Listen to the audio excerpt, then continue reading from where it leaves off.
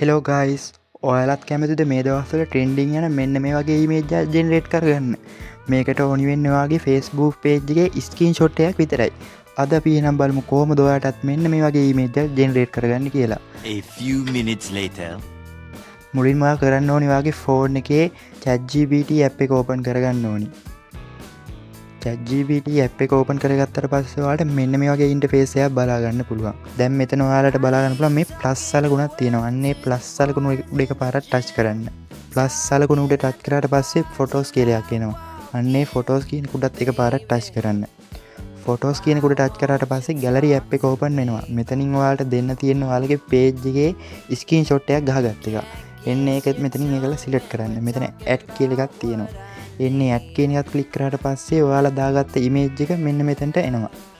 Image එක කියන්නේ ඔයාලගේ පේජ් එකේ ස්ක්‍රීන් ෂොට් එක. එහෙම ඔයාලා ස්ක්‍රීන් ෂොට් එක දාගත්තට පස්සේ මෙතන ask Gemini කියලා තියෙනවනේ. අන්න එතන මම මේ ටයිප් කරන ප්‍රොම්ප්ට් එක ටයිප් කරගන්න. මේක මම ඔයාලට පළවෙනි කමෙන්ට් එක විදිහටයි ඩිස්ක්‍රිප්ෂන් එකේ දාලා තියන්නම්. ඔයාලත් එතනින් කොපි කරගෙන ආවිල්ලා මෙන්න මෙතන පේස්ට් කරන්න. පේස්ට් කරාට පස්සේ මෙන්න මේ සුදු පාට රවුම ඇතුලේ තියෙන කළු පාට ඊතලයි උඩ එක පාරක් ටච් කරන්න. හරි යාළුවනේ දැන් අපිට බලා ගන්න පුළුවන් මම දීප ප්‍රොම්ප්ට් එකට අනුවයි මම දීප ස්ක්‍රීන් ෂොට් එකට අනුවයි ඒ කට්ටිය මගේ ඉමේජ් එක ජෙනරේට් කරන්න පටන් අරන් තියෙන. අපිට විනාඩියක් වගේ යද්දී කට්ටිය අපිට අපේ Facebook page එකට ඉමේජ් එකක් ජෙනරේට් කරලා දෙනවා. අපි බලමු මගේ page එකට ජෙනරේට් කරලා දෙන ඉමේජ් එක කොයි වගේ ඉමේජ් එකක් වේද කියලා. A few minutes later. ඔන්න ගයිස් ඒ කට්ටිය මගේ ඉමේජ් එක ජෙනරේට් කරලා දුන්නා. ඔයාලට මේක බලා ගන්න පුළුවන් පොඩි ළමෙක් ඇඳපු චිත්‍රයක් වගේ තමයි අපිට මේ අපේ Facebook page එක ඒ කට්ටිය ඩිසයින් කළා.